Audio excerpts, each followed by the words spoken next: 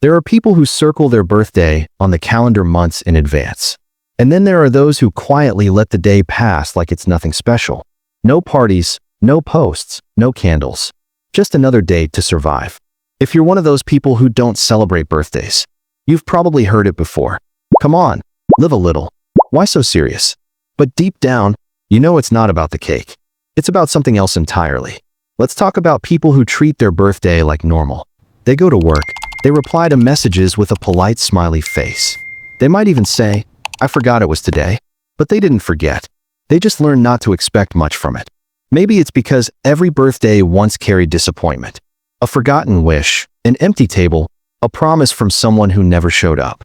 Or maybe it's because they've grown tired of pretending to be excited for something that doesn't feel like a celebration anymore.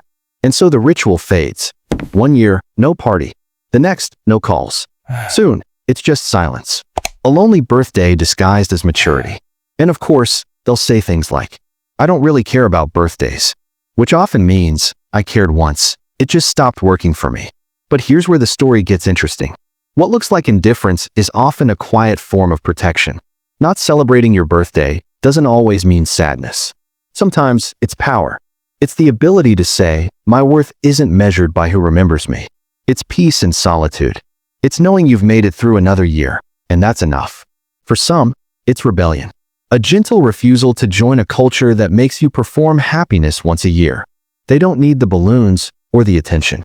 They've outgrown the performance. And maybe, just maybe, they're the only ones who don't wake up the next day saying, "Why did I spend so much money on my own cake?" But even strength has shadows. Because deep down, there's still a flicker of longing. Not for a celebration, but for someone who simply remembers without being reminded.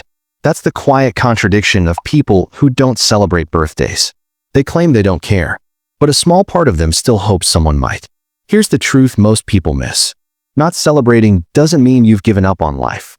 It might just mean you found a different way to honor it. Maybe celebration isn't noise and candles. Maybe it's gratitude. Maybe it's sitting alone thinking, "I made it through things I never thought I would." That's worth more than 100 gifts. So if you're someone who treats your birthday like a normal day, you're not strange. You're not broken.